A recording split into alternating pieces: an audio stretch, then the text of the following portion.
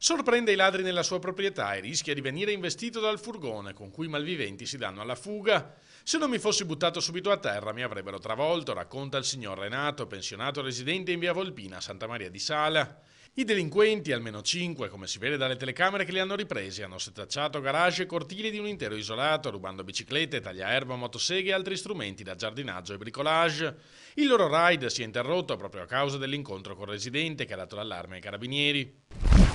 Una ragazza è stata aggredita poco dopo la mezzanotte in via Circonvallazione da un ventenne bengalese palesemente ubriaco. A causa dell'alcol l'aveva scambiata per una prostituta. Al rifiuto della giovane di contrattare una prestazione ha cominciato a palpeggiarla tentando di sfilarle i pantaloni. Lei si è difesa mettendo in fuga il molestatore, poi rintracciato dalla polizia e arrestato per violenza sessuale. Grazie alla sua giovane età, appena 20 anni, poteva essere facilmente confuso con gli studenti delle scuole superiori che compravano da lui la droga. I carabinieri di Portogruaro hanno individuato il pusher che da mesi si infiltrava in diverse scuole della zona per spacciare hashish e marijuana. I militari sono arrivati a lui dopo diversi sequestri di dosi ai giovanissimi che li hanno messi sulla pista giusta anche grazie alla mediazione dei genitori.